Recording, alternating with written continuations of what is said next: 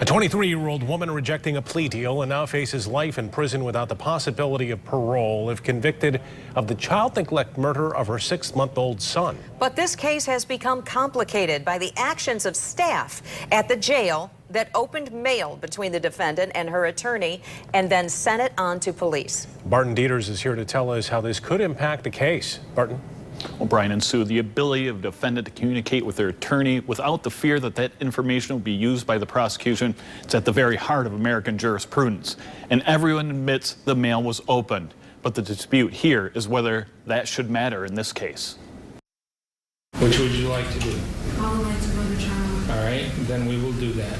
Just like that, Lovely Johnson turned down a plea deal that would have gotten her a minimum sentence of 15 to 25 years. She'll take her chances with a jury, which could put her in prison forever. While Johnson was in jail earlier this summer awaiting trial, a letter from her to her attorney was opened by jail staff, copied, and then sent to Wyoming police. The last thing we want to do is violate anyone's rights, and by breaching that attorney-client privilege, we are doing that. Jail officials say it was an honest mistake, and Wyoming police say as soon as they received the letter, they sent it unread to the Kent County prosecutor, who also says it was unread there, and then Judge Mark Trusock was informed. This is not to happen again out at the jail, or there will be contempt issues. Jail staff open every piece of mail looking for weapons or drugs, and when requested by the prosecutor, they copy the contents and save it.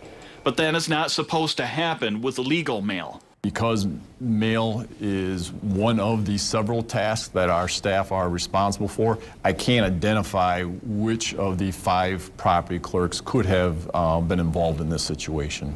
In court today, the defense asked for more time, a request denied by the judge. I would say it's almost insane to say that we can't even have a week or 2 weeks to find out, was it appropriate what happened with her letters to me?